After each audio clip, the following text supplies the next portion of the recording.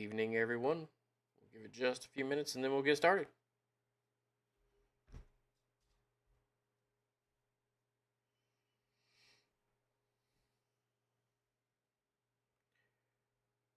Did you change your name, Ashley? Oh, interesting. Did not know you changed your name. I just did it. Interesting. Hey, Melissa. Hey, Troika.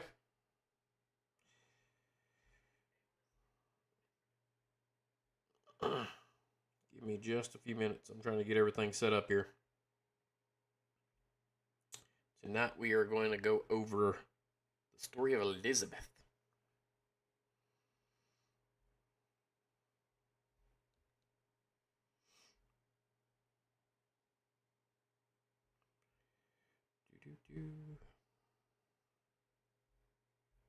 Hey, Chuck.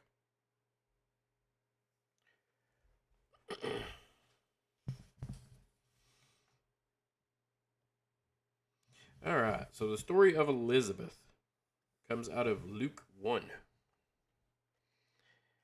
Hey, Melissa. No problem. We definitely understand. Appreciate you hopping in, even if it's just for a few seconds. Just to say hi. Let me get this shared out to some people. There's Ryan.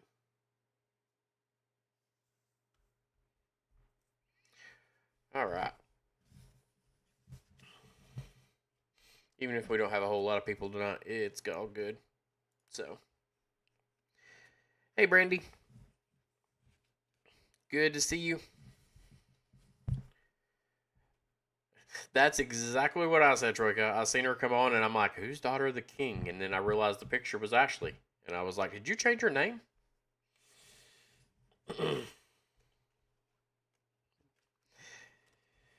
All right, so tonight we're gonna go over the story of Elizabeth. Comes from Luke 1. So it says Luke begins the story by elevating the character of Elizabeth and her husband Zachariah. Both are described as righteous before God, careful to obey all the commandments and regulations. Yet they deal with the uncomfortable reality of barrenness, which in Jewish culture was commonly viewed as an indicator of personal sin and punishment from God. And it gives an example, Leviticus 20:20. It says, "In Elizabeth's old age, with no physical signs of conceiving, she carried that stigma every day, but despised coexisting in the tension of being both blameless and childless. She lived a faith-filled life, quietly holding the desire of one day bearing a child close to her heart for many years." It says, then one day, unexpectedly, her husband comes home mute after encountering the angel Gabriel, who prophesies they will have a son who will be a great prophet, filled with the Holy Spirit, and who will set the stage for the coming Messiah. Soon after, Elizabeth actually conceives this foretold baby and spends 5 months in seclusion. Why choose seclusion upon hearing this blessed news? Was she waiting for her pregnancy to be viable to the rest of the world as a physical sign? Was she spending her time undistracted in prayer and praise with God? Though it's uncertain, Elizabeth, just like many years before she conceived, continued to wait. In the 6th month of Elizabeth's pregnancy, her cousin Mary also has an encounter with the angel Gabriel, who tells her she will miraculously conceive Jesus. When Mary goes to visit Elizabeth, the moment Mary's voice meets Elizabeth's ears, her baby leaps. In the womb, the Holy Spirit fills Elizabeth with joy, and she pronounces a blessing, with Elizabeth's testimony present and fully showing in her rounded belly. The Holy Spirit gave her the ability to immediately recognize the similar favor God has bestowed upon Mary, to carry the one of all of Israel has been waiting for. Elizabeth is filled with a assured hope that at the end of waiting to see her Messiah is on the horizon. Elizabeth's waiting is met with fulfilled promise, a child they named John, whom we come to know as John the Baptist. Her community, the ones that previously shunned and shamed her, gathered around to rejoice with her in this miraculous event. So that's just encouraging because, like, she pretty much hid herself for 6 months. Um, and there's no, like, mention of why or anything like that other than the stigma that she had. But it says here that once all this came about, and Jesus was prophesied and everything like that, it says her community, the ones that previously shunned and shamed her, gathered around to rejoice with her in the miraculous event. So even though those people had been, shaming her and shunning her and bad mouthing her and everything, once these miracles started taking place, they came to rejoice with her. And that just kind of speaks volumes about how God works and how, this whole thing with John the Baptist and Jesus and came about. So it does give a section here that kind of how to apply it today. So it says, waiting is not easy. Waiting with hope is an even more difficult task when faced with seemingly impossible circumstances. But it is a virtue that keeps our spirits alive and ready to receive when our desires are finally fulfilled. Elizabeth's display of waiting with hope reminds us of the stories of many people who find themselves wrongfully shamed, blamed, or physically shunned. In 1992, Ray Crone was sentenced to prison for a murder he did not commit. He spent the total of 10 years moving around different Arizona prisons and 32 months on death row. In 2002, when a DNA test was finally conducted, Crone was found innocent. On the day of his release, Crone's mother was conversing with a reporter, remarking that every Thanksgiving and Christmas, their family would set a place at the table for Ray, waiting patiently for him to come home. While Crone's physical circumstances appeared highly unfavorable, his mother held on to the hope that her son would be found innocent and eventually released, and so he was. In her waiting, Elizabeth served God and even secluded herself until her pregnancy began to show. And in the same way, Ray's mother set a place at the table for him every year. Both individuals did not know how their stories would end, but it didn't prevent them from holding on to the possibility of their desires coming to fruition. We all have things we're waiting for. Elizabeth's story is an invitation to wait, not with pessimism, cynicism, or negativity, but full of hope, knowing the God of fulfillment is with us. So,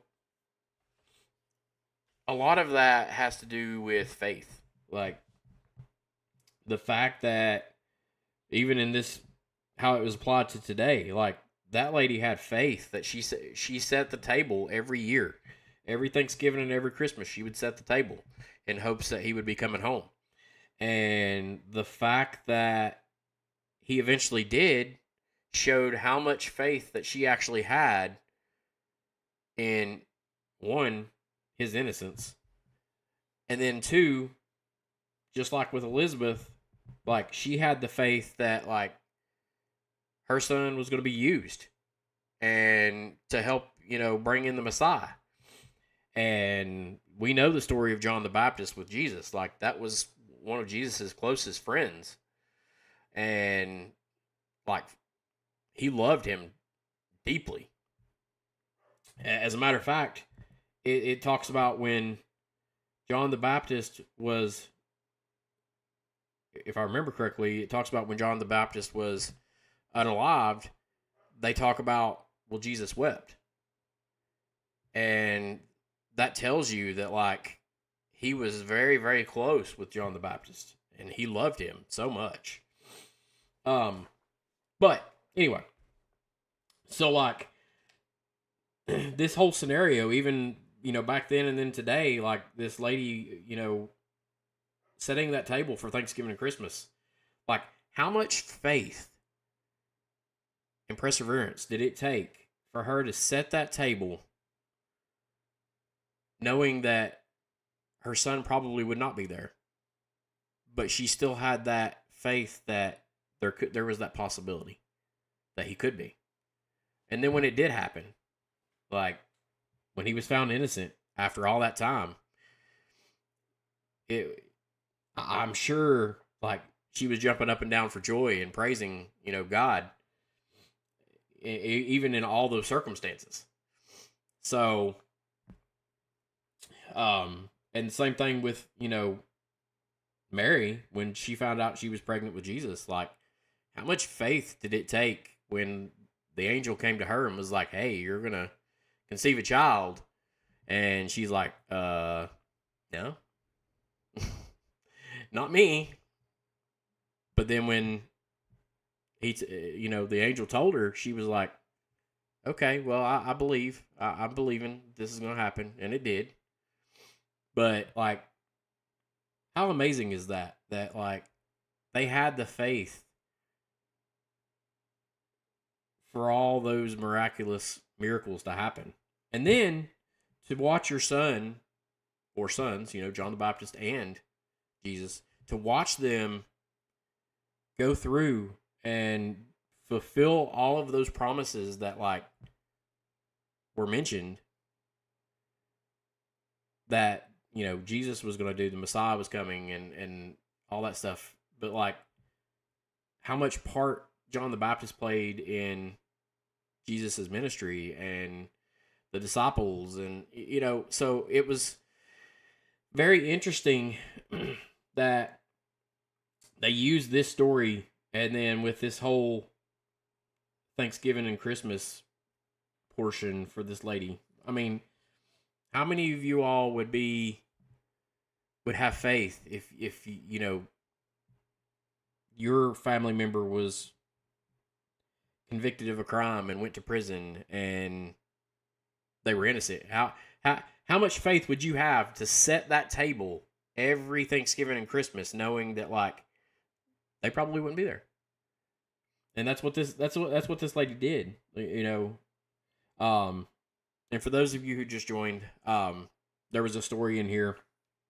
We're talking about the story of Elizabeth, but and John the Baptist, and when Jesus came. But there was a story in here that kind of applied it today, and they were talking about this lady's son had been convicted of a murder that he did not commit, and he spent a total of 10 years moving around different Arizona prisons and 32 months on death row.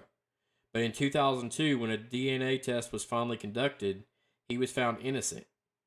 And on the day of his release, Crone's mother was conversing to a reporter, remarking that every Thanksgiving and Christmas, her family would set a place at the table, waiting patiently for him to come home. Like, I couldn't imagine. I could not imagine going out here and setting that table thinking my family member that had been convicted of a crime and has been there for 10 years already would be coming home, and I'd be doing it that whole time. But this lady had faith. This lady had faith that, like, God was going to open those doors and God was going to prove them innocent. And that's exactly what happened. They were proven innocent, and they were released, and she was, I'm sure she was very, very excited. But the fact of the matter is that, like, just like it applies just like it does with Elizabeth and Mary. Like, they had to have faith. And it talks about here that when it says when Elizabeth's waiting was met with a fulfilled promise, a child they named John, which we know as John the Baptist, her community, the ones that previously shunned and shamed her, gathered around to rejoice with her in this miraculous event. Like, how many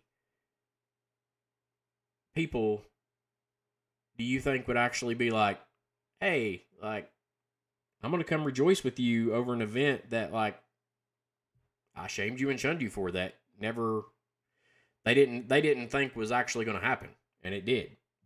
And same thing with Jesus. he was conceived with no father other than God.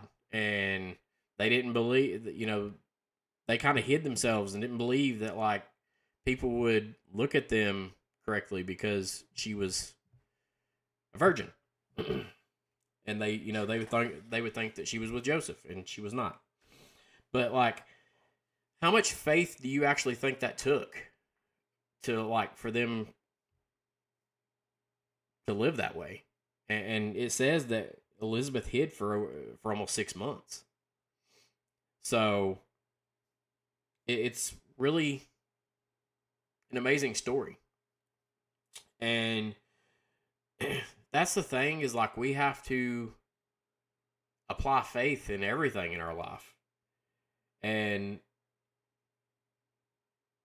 faith, they say faith is the substance of things unseen, and then so is fear. Is the substance of things unseen or unknown. Like they both are the same thing. Faith and fear are not the same, but they have the same expectation. So, but you can't have one. You can't have both. You can only have one or the other. You either have fear or you have faith. And so I hope that we choose to have faith. And because if we can have fear of something that's unknown, why can't we have faith for something that's unknown or unseen? Like it takes the same type of mind concept. So we need to focus more on having faith and believing that God is there and that God is going to take care of us and God is going to heal and provide. And whatever that it is that you're looking to God for, he may not be answering you in his time, like, or in your time. He may not be answering you in your time. It's all about God's timing. And one thing I've learned is, and I will take this from Kelly, is just because you're not seeing your mountain move all at once does not mean that God is not moving your mountain one rock at a time. And again, it's all about his timing, not ours. And sometimes that is for you to learn a lesson. Things happen and you go through trials and tribulations and you expect God to just come in and pick you up and take you out of it, but that's not how it works. And God is your anchor. That's what he is. He is your anchor, but an anchor is not meant to pull you out. It's meant to hold you in place during the storm. And so you have to have that faith that God is going to provide and take care of you even in those trials and tribulations. So that way when you come out of them, you are being refined into whatever he wants you to be. And I think that's one of the biggest misconceptions, is that God's just going to come in and take care of it all at one time. Exactly, Steph. The path is tougher because your purpose is greater. And yes, Darren, forging. And for whatever reason, they have put me in the gaming topic, and I am not gaming. Okay. Fixed. So anyway, sorry, squirrel. But yeah, so like that's the thing, is like exactly what Steph has said. Perhaps your path is tougher than because your purpose is greater. God has a purpose for you, and sometimes he has to have you go through those storms and those trials and tribulations so he can refine you to come out of that. Yeah, and like Ashley just said, daughter of the king, like she was delivered from anxiety. And for those of you who do not know, that's my wife. And that's something that the whole time we've been together, she struggled with. And I'd be dead asleep, and in the middle of the night, she'd wake me up and say, hey, like, I'm struggling. My anxiety's kicked in. And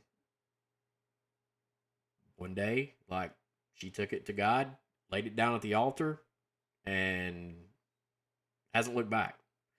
Um, and I'll never forget because I asked her because she was on medication for it, and I asked her. I said, are you going to continue taking your medication? And she was like, I don't think so. She was like, I've put my faith and trust in God, and if I take that medication, then I feel like I'm not really putting my full faith into him. And she hasn't been taking it and not had any issues since that time she laid it down. And it's just amazing. Yeah, like it's been what, 5-6 months since that happened. I think it was November, so December, January, 4 months. So yeah, so I mean it's been 4 months and she laid it all down and hasn't looked back. Now, is there times where the enemy will creep in and try to get her again? Absolutely. Like that's what the devil is going to do. And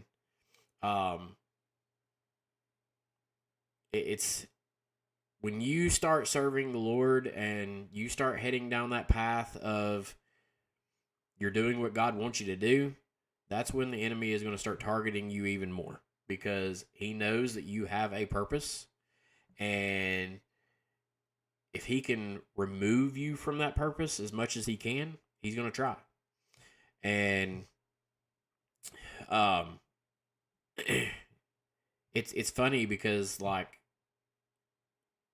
I've heard before that like the devil, if you're not a threat to the devil, he's not going to come after you. So it's kind of like a deer, if there's already a dead deer there, you're not going to shoot it again.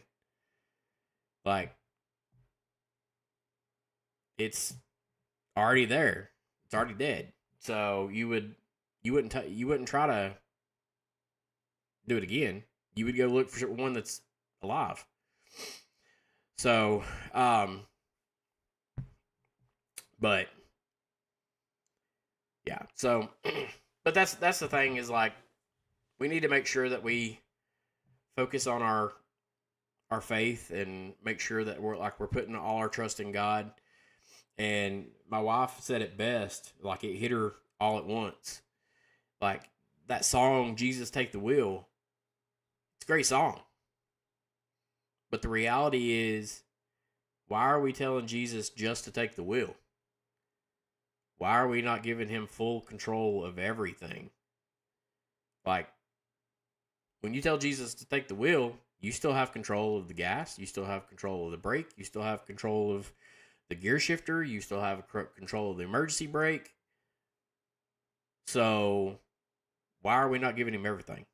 We can't just come in and be like, okay, God, I give you a third of this, and I'm keeping 2/3. Like, if you have a need with anything, you need to give it all to him. Yeah, and I didn't think about it either, Steph, until Ashley she was like, I had an epiphany, and I was like, about what? Hey, it's funny. There's a Katie, daughter of King, joining. We have 2 daughters of the King. But anyway, so yeah, I just thought it was funny that like she was just thinking about it. I don't know if she was thinking about the song or what, but she was like, why didn't she just like sing about giving it all to God? Like, why just Jesus take the wheel?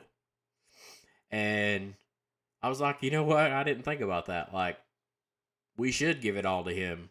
We should be giving him everything. But we don't.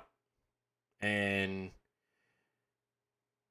that's where we need to, just like with Ashley and her anxiety. Like she gave it all to him, and like I said, she hasn't looked back ever since. She hasn't looked back since.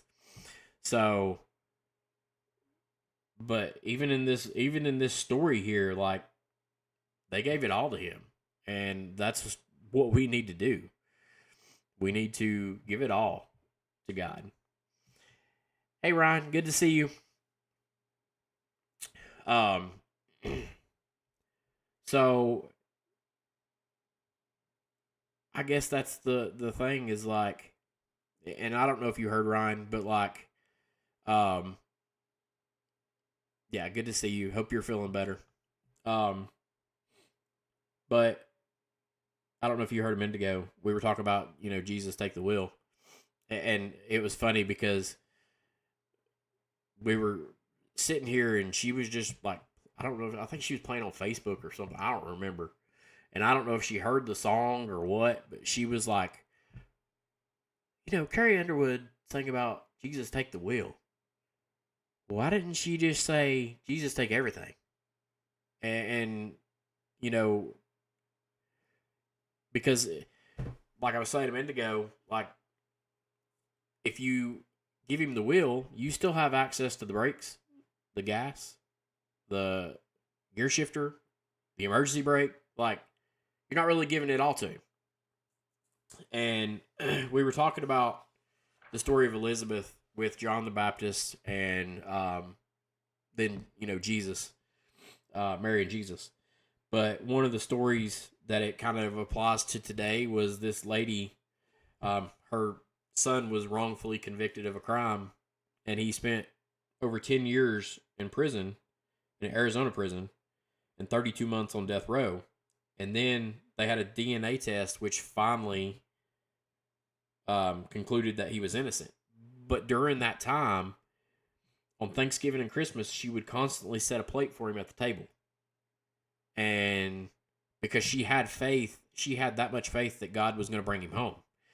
And so when he did get released, like she already had a plate and everything ready for him. Like, but she did that for 10 years on Thanksgiving and Christmas. She would make him a place at the table.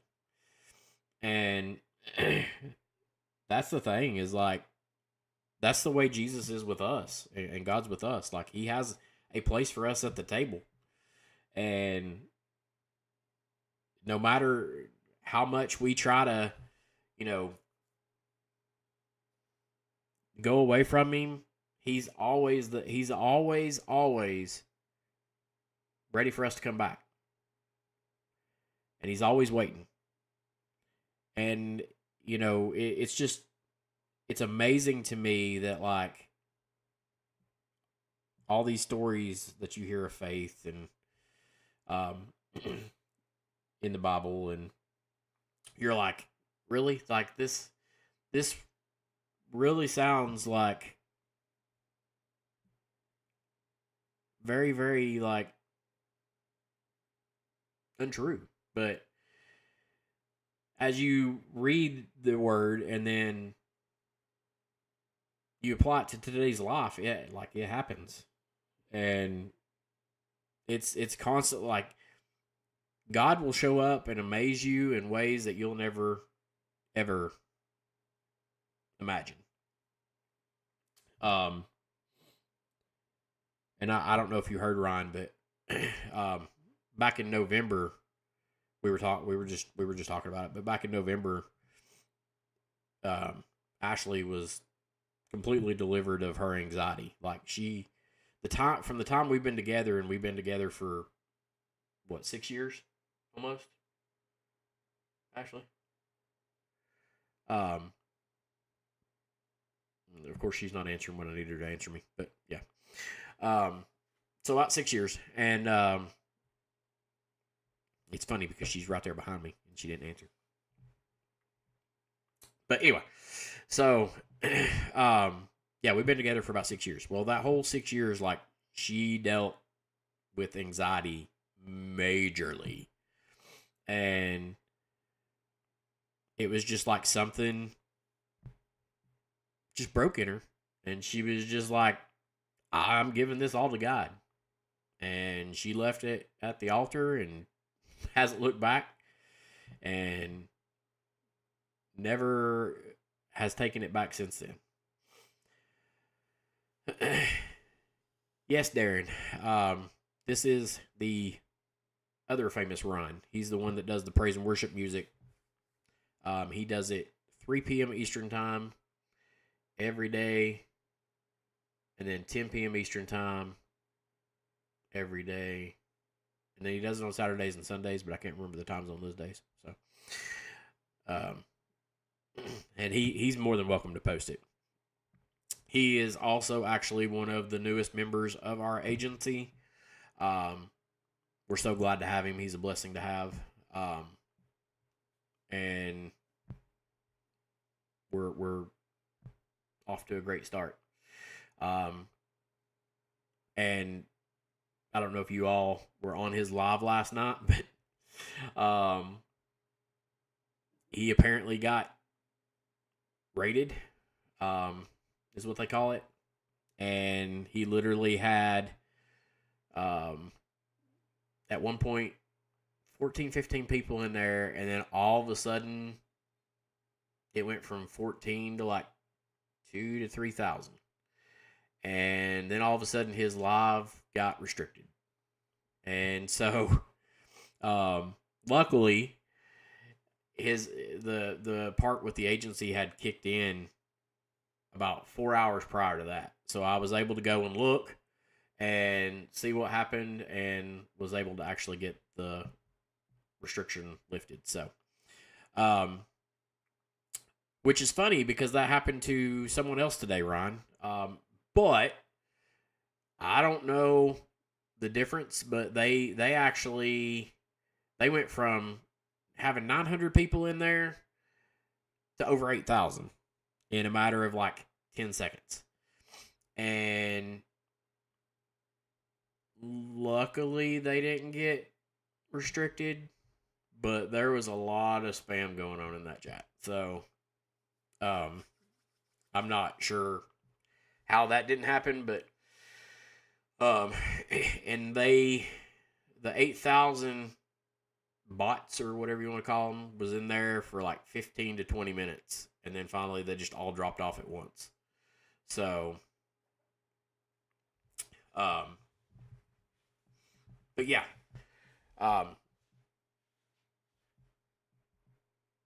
it's just, you missed the 80s and 90s. Yeah, it's a different time frame now. But yeah, so like you have to have faith. And like the situation last night, Ryan was like panicking. He was like, I don't know what I'm gonna do. Like, as soon as he would start his live back up, there would be 900 people in there, like in a matter of seconds. And I think he tried 2 or 3 times to get to start it back up. Finally, I think it was about 15, 20 minutes later, he started it up and it was back to normal. So, but he had to have faith that like he could have just threw his hands up and been like, I'm done. Not doing this again. See you tomorrow. See you next week. You know, whatever he wanted to do. But instead, he was like, you know what? I'm going to give it a few minutes. I'll try again. Oh, that didn't work. I'll give it a few minutes and I'll try again. And the third time was a charm.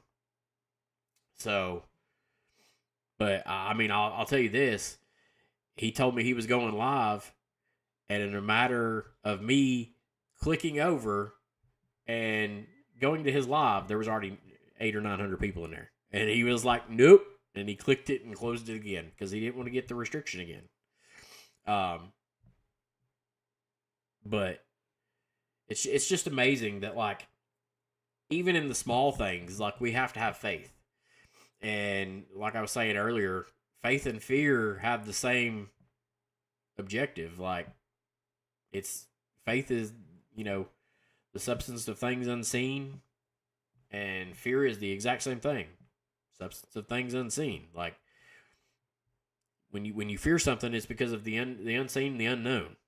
When you have faith, it's in the unseen and the unknown. So you can't have both. You either have one or the other.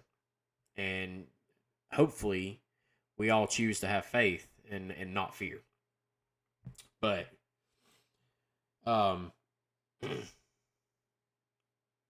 I will say that, like, I'm truly blessed with everything that's been going on lately. And talking about faith, like, as some of you know, like, we're starting a church. Um, and we're starting it from the ground up. We've like, God worked so quickly in this that, like, even I was shocked, and so was Chuck. But, like, we were just, like, in the beginning stages, and, like, he just came here to visit, and we just started, like, chit chatting, and then he started, like, doing research, and then all of a sudden it came to me applying for the business license. um the I don't want to call it a business license, but the requirements for you to start a church. And then so we got that, and then the tax exempt stuff, and then the only thing we have not done yet is the 501c3, and that's only because it costs like $600 to do that. Um, but we got it filed with the federal government. We got it filed with the state, and it was like boom, boom, boom, boom, boom. Like, we had everything done in one day. The only thing that we did not have set up was a building. And so, like, we went and set up the bank account.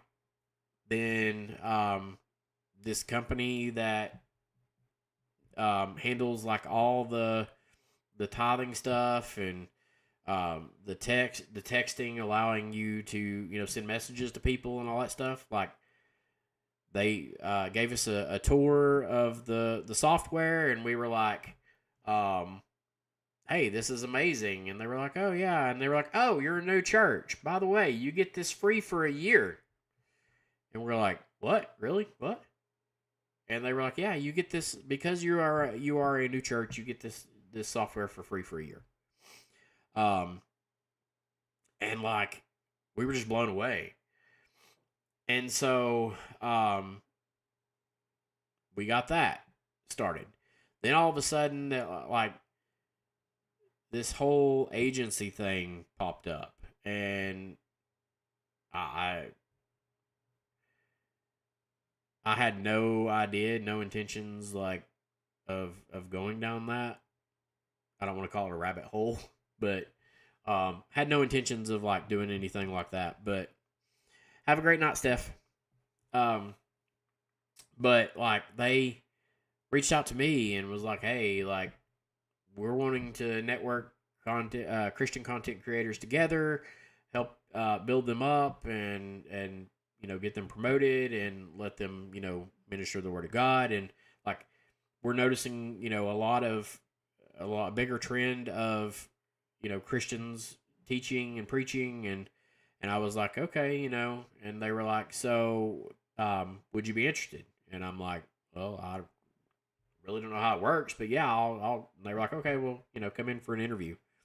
So I went in for an interview, and she was like, you are absolutely the one that we want for this position. And I was like, really? Like, me? Like, and I'll be honest. Ryan hit the nail on the head when I first told him. He was like, "Are you sure this is real? Are you sure this is true?" Like, and so, like, um, and believe me, that had struck me already, and I was like, eh. And so, like, then I was starting to let that fear creep in. Well, maybe this ain't real. Maybe this ain't true. So then I started doing. I used to work in law enforcement, so I started doing this in little investigation, and so I looked at the person's email. Well, the person's email was from um, a bot dance employee, TikTok employee, and then I was like, okay. And then I went and looked at the LinkedIn, and LinkedIn verified that they were a TikTok staff member, and I was like, well, okay, so let me do this interview and see how it goes. So did the interview. Like she started sending me stuff directly from like TikTok themselves. Um, and I was like, huh, okay, so this is real. Like this is true. And then I'm like, well, I really don't know what I'm gonna do or what I'm doing or you know what. And they were like, well, as far as like the back end stuff, the algorithm and violations and stuff like that. They're like, we're going to teach you all that stuff. And so I'm like, okay, well, that's cool. But they were like, as far as like reaching out to people, talking to people, they were like, that's on you. Like, you seem to have the ability to talk to people. Otherwise, you wouldn't have as many followers as you do. And I'm like, well, maybe, but you know, I know how I am. Like, I'll listen to somebody and I'll go follow them, and then I may never see them again. You know what I'm saying? Um, but yeah. So then I was like, okay, well, and then it was that was on Friday, and then on Monday they officially sent me the contract for the agency, and got that signed, and then Tuesday got access to the agency, and of course Ron here um, was the very first person that we officially signed. Um, and it's been a blessing. Like we've had several other people reach out and show their interest and apply, and I'm like, God's on the move. God's gonna work. God's gonna bring who He wants here, and it's been amazing so far with the people I've talked to, and there's been several people that have been like, "Hey, we're really interested, but we're already in an agency. What do we do?" And unfortunately, I can't tell them. I can't come out and be like, "Hey, quit your network and join mine." Um, that's a no no. Um, so I can tell them, you know, what they can do. I just can't tell them to do it. So we've had quite a few people reach out, and unfortunately, TikTok has them wait for anywhere between 30 and 60 days after they leave that one to join another one. And so these people, I figured they'd be like, okay, that's fine. We'll just stay where we're at. And they're like, okay, we'll see you in 30 to 60 days. We're leaving right now. And I'm like, uh, okay. So, and I'll be honest, like, I think that those two that said that, they're going to be great assets to this agency as well. One of them, like, uplifts people and promotes people, and then the other um, does, like, multi guest lives and runs a part of a lot of their lives, and they do daily devotionals and Bible studies, and so I'm excited to see where God leads this, and I just can't wait to see what God does. But it's just I caught myself for a little while having that fear of like, oh, what if I'm not good at this, or what if. And again, you can't have faith and fear at the same time. So I got to switch that from the fear and switch it to faith, and know that like God's going to handle this. So, with that said, I'm very appreciative of all of you all, you know, joining my lives and um, helping promote this agency and helping promote me and Ryan, and I know Ryan is very thankful for everybody that helps him. Um, I will say this: we have two people that join the agency that has to go live, and I keep poking fun at them. Um, but Daniela and Chuck will be going live sometime soon. So when they do go live, we'll let you know in advance, so that way we can go and show them love and support, and make sure that they know that they're loved and supported, and we also want to make sure that they know that like they're doing things, correctly. And Chuck will be the first to admit, like, he's um, not very tech savvy. And so if you have pointers or advice or anything like that for him, especially after his live, I'm sure he'll gladly take it. And I'm going to help him along the way as well. But some of you all, especially Ryan, like, Ryan deals with music side more than I do. Like, he could help Chuck with those questions, or um, how to add moderators and stuff like that. So we're getting there, but and then Sarah, who's in here as well, she's going to go live here soon too. So she's talking about maybe possibly starting a morning Bible study or morning session, whatever she decides that God's leading her to do. I told her today when she was talking to me about it that, like, do whatever God's leading you to do, whether that be testimonies or Bible study or music or whatever. Like, each person has their own unique thing that they're going to bring to the table. And like, again, Ryan, he brings praise and worship and devotionals to the table. And then there's other people that bring the promoting and talking to people and bring that to the table. And like, everybody has their own thing that they do best. Yep, coffee, Bible study, and fellowship with Sarah. But yes, like, it's going to be an amazing ride. And we're all in this together. And like Darren just said, we're the body of Christ. Team effort. And there's Sam Walker. Hey, Sam, how are you today? But yes, it's going to be.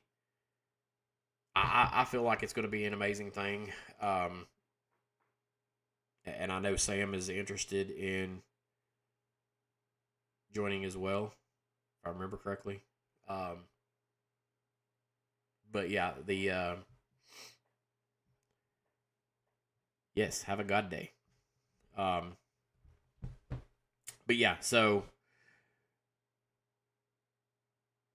and for those of you who are in agencies or don't want to join an agency, like, if you want to still help out, all you got to do is one, support the people that are in the agency, like Ryan and Ashley and Chuck and those people.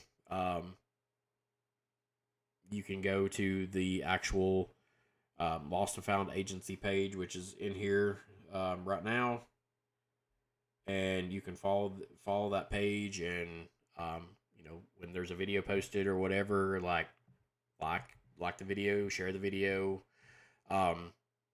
because that's what TikTok's looking at. Like, they're looking at the engagement of the community. It used to be, and I can talk about this now, but it used to be about like taps, and trying to think of the other thing. It used to be about taps, but um, and it used to be about taps and then how many people you actually had in your live. But it is no longer focused on that. With the new system that they've came out with, thank you for the gift, Sarah. With the new system that they've came out with, and thank you as well, Ryan, for the gifts that you've sent. With the new system, it's focused on, first thing is the heart me's.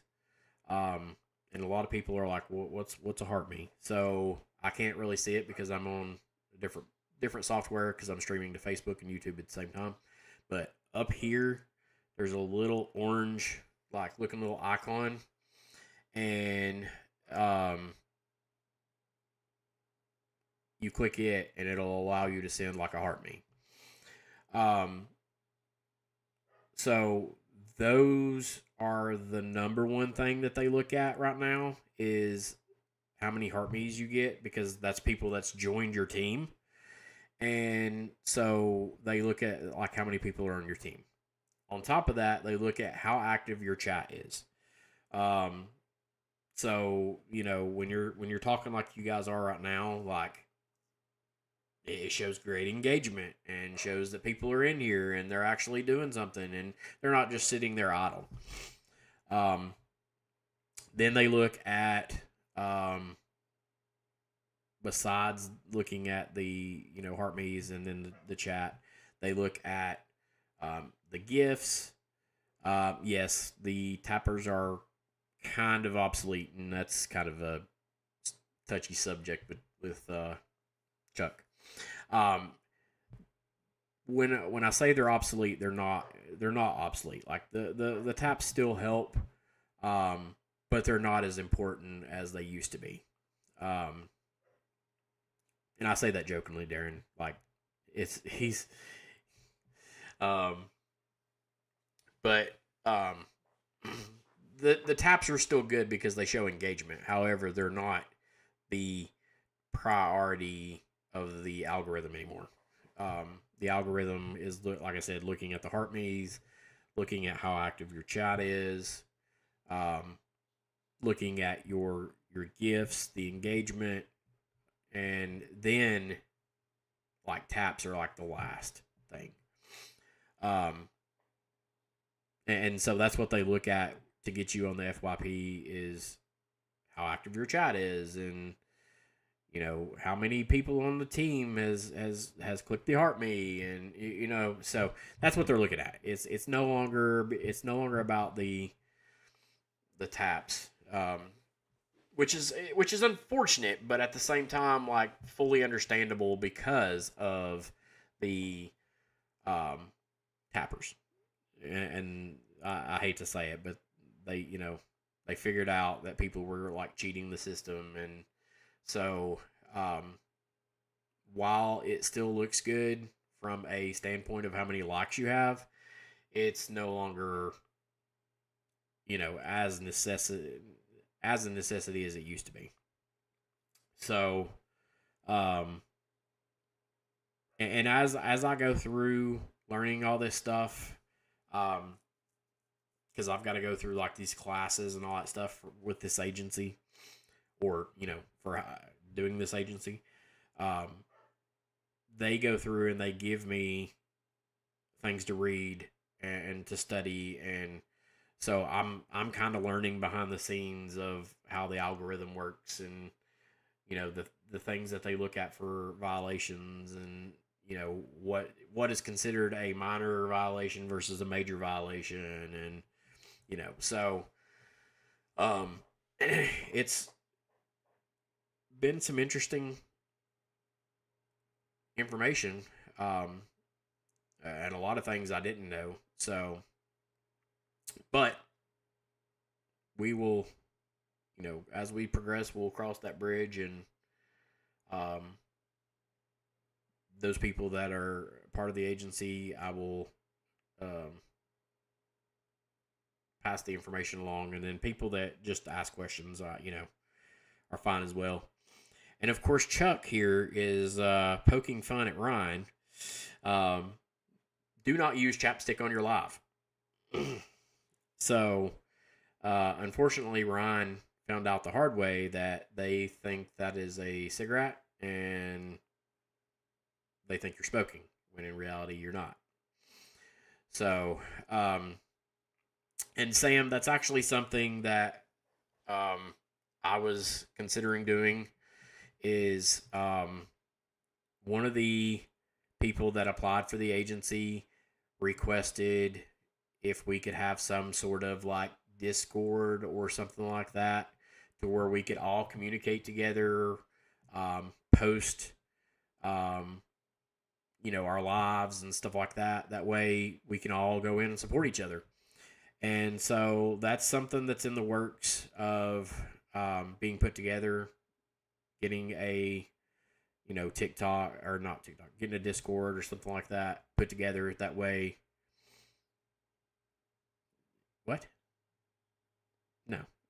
Anyway, um, that way we can get the Discord set up, and I can actually go in and post those things that like I've been taught or learned, and so yeah, I'm not worried about all that. So, but I got it. I'm just not saying it again.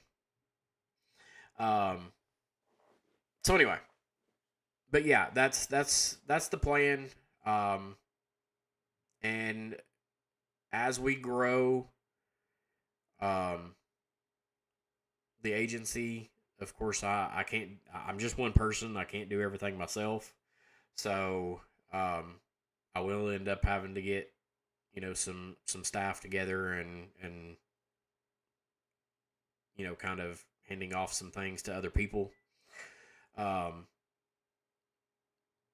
because when you start getting you know 20, 30, 40, 50 people applying, like it begins to start messing with you. So and of course the way this works is um I'm supposed to have like a one-on-one with the actual content creators, and I can do it once a month or however often I want to do it, but have a one-on-one and kind of go over the things because um, with this agency they give me access and they also give the creator access to different algorithm analytics, and so they can see things that like they can't see in their normal analytics. So it gives me the ability to look and be like, hey, this is where you're doing really good, and this is where you need to improve. Um, and that's one thing that I'm going to go ahead and throw out there. And I said it before. um, however, God tells you to minister the word of God, I'm not going to change that. So if you are ministering through praise and worship, that's what you're going to do. If you're ministering through Bible study, that's what you're going to do. Like I'm not going to tell you, hey, this ain't working for you. Don't do that. Like I don't. That's not. I'm not here to tell you how to do what God told you to do. Um, all I'm here to do is try to help you along the lines of getting people to watch and stuff like that, and getting followers and you know and helping promote you to where you can get the word of God out to more people. And um, that's where my heart's been from the get go. Like, and people are like, well, it's about money. No, it's never been about money for me. And Ryan can attest for this. Like, he sends me gifts, and 99.9% of the time, I end up going to his live the same night, and I just send them right back to him because it's never been about money for me. I I don't care about that. Now, with that being said, if God opens the door and provides money and stuff like that, great. But I can tell you where it's going to go. It's going to go into the new church that we're building. It's going to go back into the content creators that we have. Um, it's not going to all like go in my pocket. And somebody was like, "Well, what if God told you to quit your job and do this full time?" If God came out and told me, "This is what I want you to do," then God's going to provide. And that's the thing is like, right now, I have a great job and it supports me and it supports my wife, and she has a great job. And like, so anything that I'm making currently on this, like, I don't use. I give it to other people, and that's exactly what's going to happen with this. Is, it's going to go back towards the content creators and to the church, and that's where my heart is. So, um, but I mean that's the thing is like that's where my heart is I want to help you all succeed. I want to help you all, you know, be able to spread God's word, and just know that like my heart has never and never will be about money. Um, and if you ever, and I'm telling you now, if you ever, ever have a question or concern or comment or um, want to know, like, hey, where's the money that's coming from the agency, or where's the money that's coming from here, or where's the money that I donated to your church? Where's it going? Like, I have no problem showing you, because that's the way I think it should be. Um, I believe in transparency, and I believe that like God's going to provide. So anyway, and Ryan is being very quiet tonight. I don't know where he's at.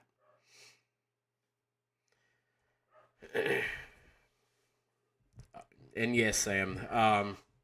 And that's my heart is like I just want to help, you know, other people minister God's word. Like I come in here and I do, this Bible study and do this book. And by the way, the thing that I read tonight about the story of Elizabeth and the mom, doing the Thanksgiving and family.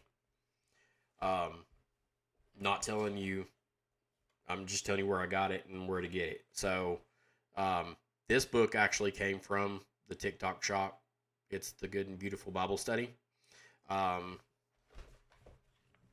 It's actually pretty good. It breaks things down into different categories of, like a need or, I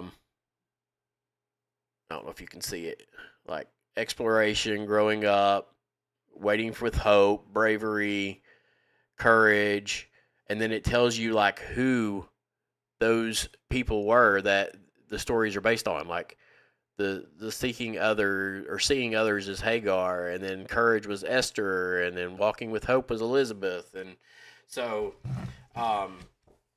it's actually a really good book. And when it's made by Alabaster, the company, and they make Bibles and stuff like that too. So, but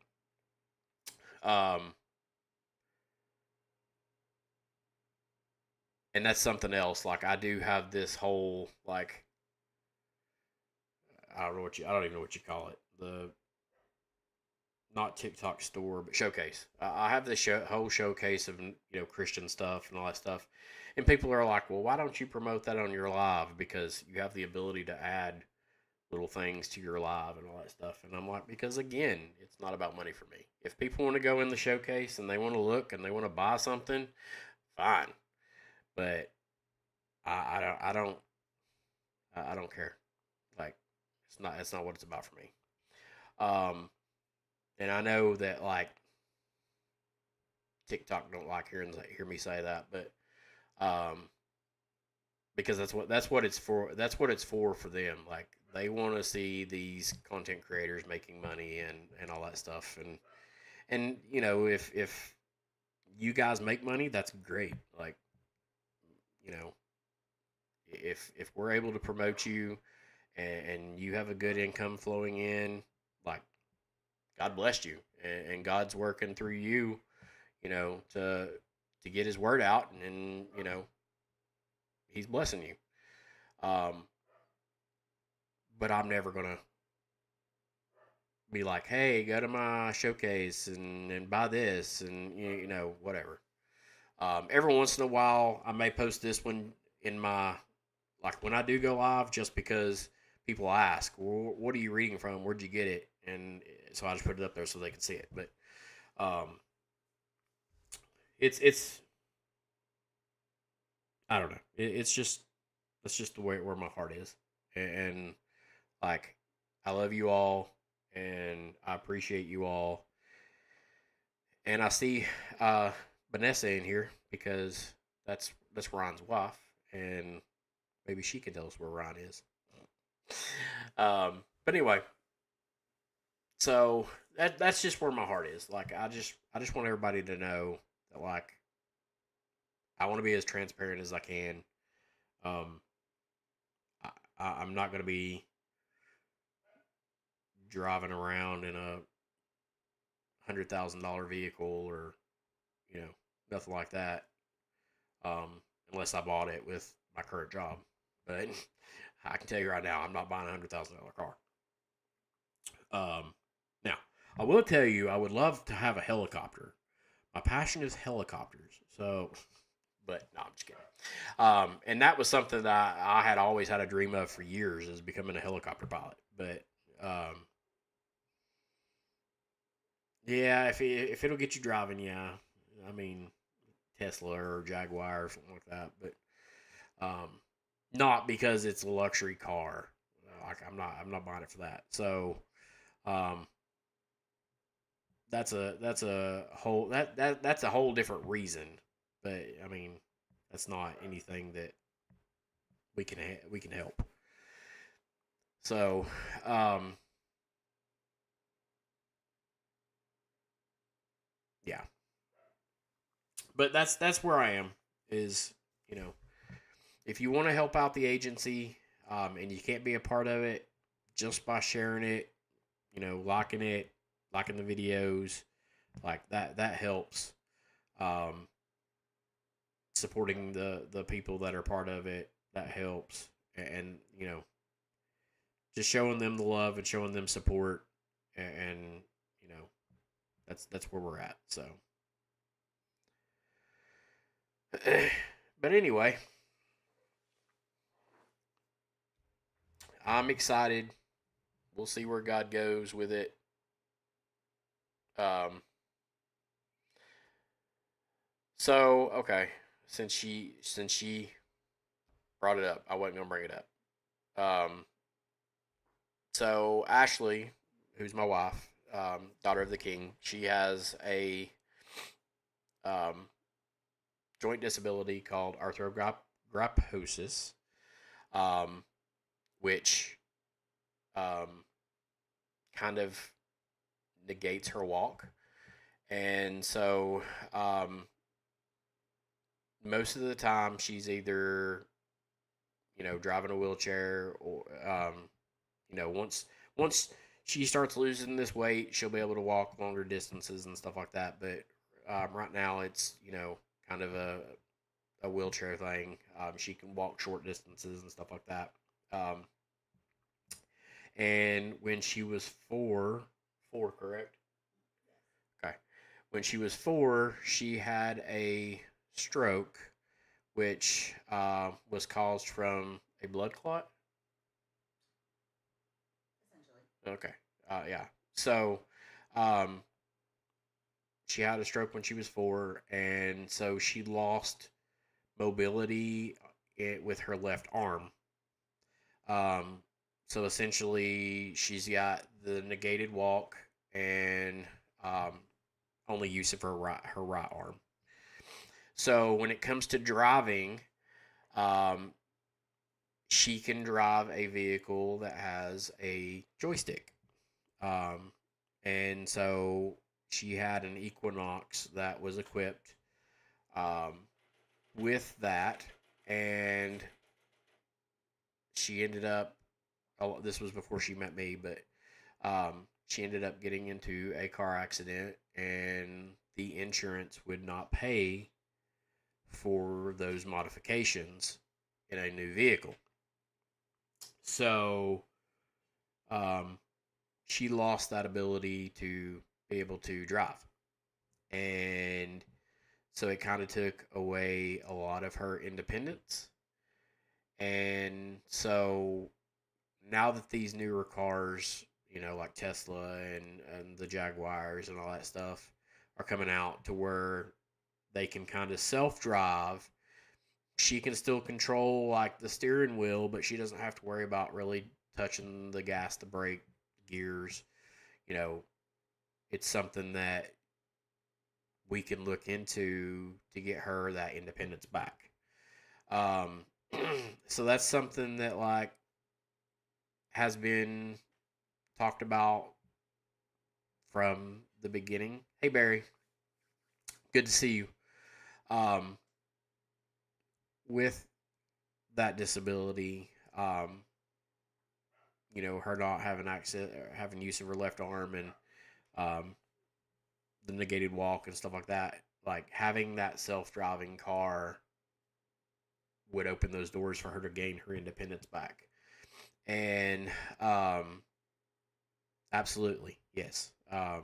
We need to. We'll start praying on that. Um, and what brought that up was because I was talking about, I'm not going to go out and buy $100,000 vehicle. Um, and again, I would never go out and buy $100,000 vehicle for luxury.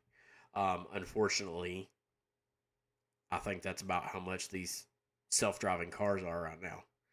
Um, and it's not something that like I want to go out and just purchase, um, just because I want, it's a necessity for her.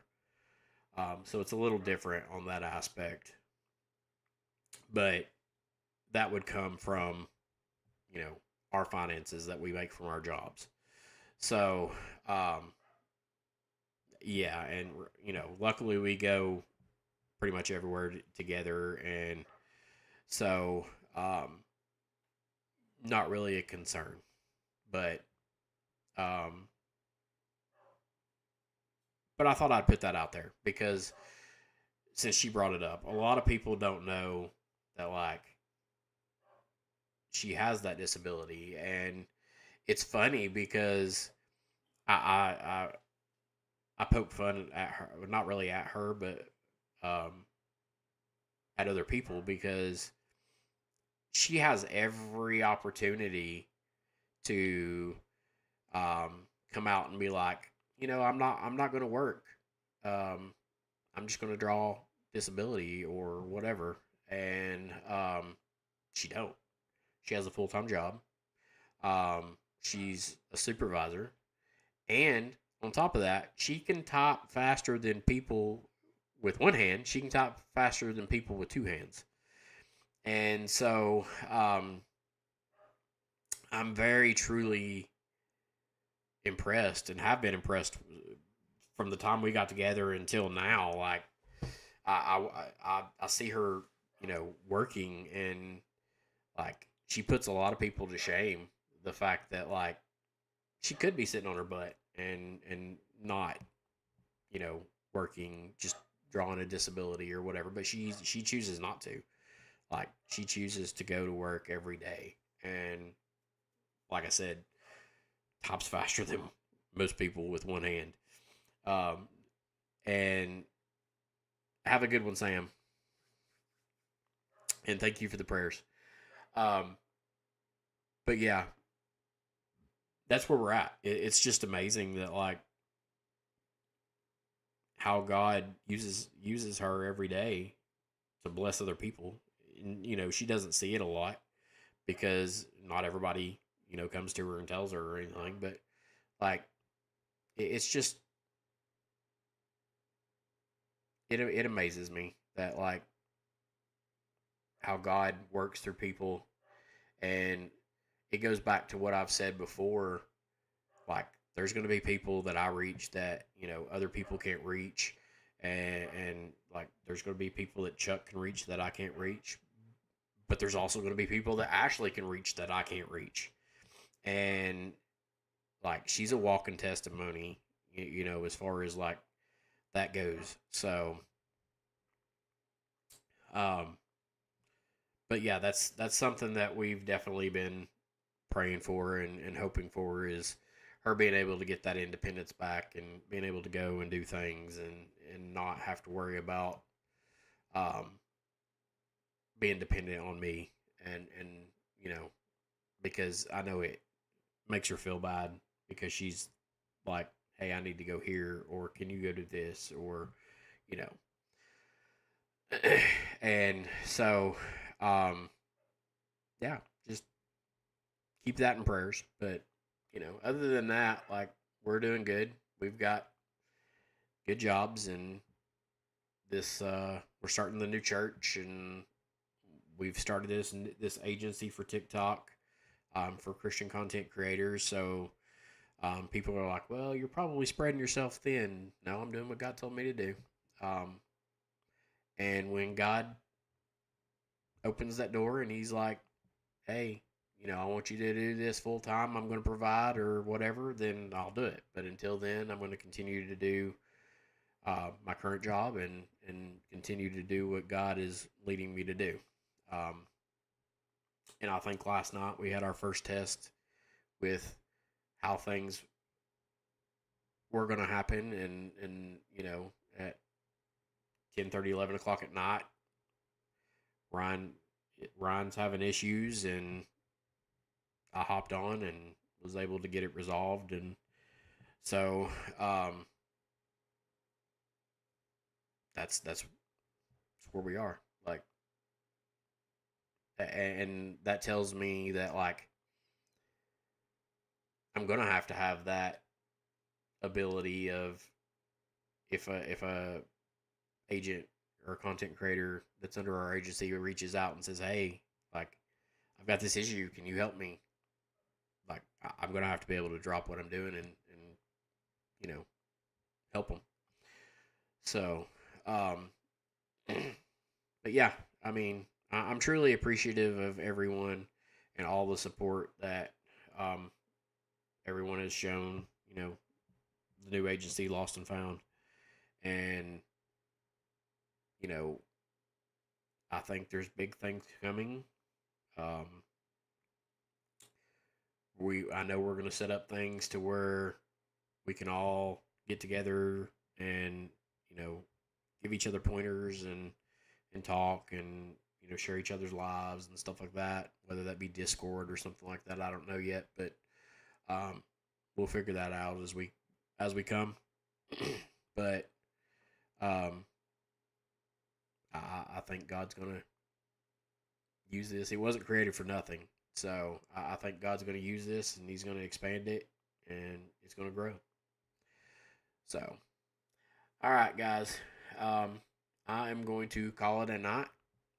With that said, everybody have a wonderful night. Love you all. Appreciate you all. And I look forward to seeing you all tomorrow. Have a wonderful night, everybody.